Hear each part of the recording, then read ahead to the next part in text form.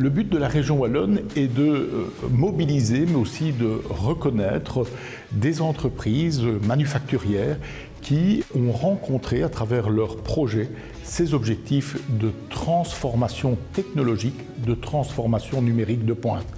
Elles ne sont pas seules pour réaliser ces objectifs puisqu'elles peuvent compter sur le soutien à la fois des pôles de compétitivité, des fédérations sectorielles, centres de compétences, de l'agence du numérique ou bien encore de nos outils financiers.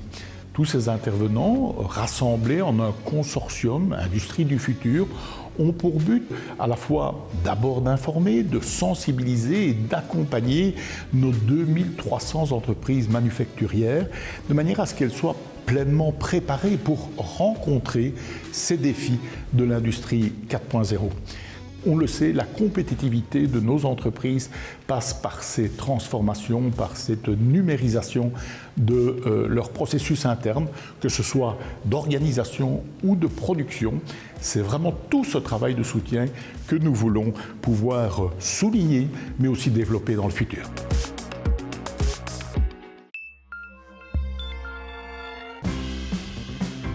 Takeda Lessine est une société biotech. Sur le sol belge, on fait partie des 10 plus grandes sociétés biopharma.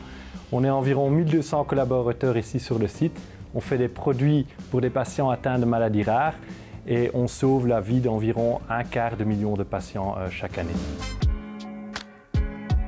L'un des principes directeurs de Takeda Lessine est de poursuivre sa croissance de manière durable en investissant dans la digitalisation et une organisation agile. De nombreuses nouvelles technologies vont donc faire leur apparition dans l'usine.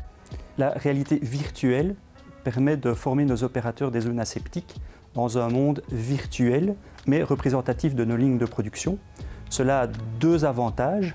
Premièrement, c'est de permettre aux opérateurs de tester et de commettre des erreurs sans aucune conséquence, et aussi d'améliorer notre capacité totale de production. La réalité augmentée ajoute au monde réel du contenu numérique comme des hologrammes, des objets en 3 dimensions, des fichiers digitalisés comme des procédures.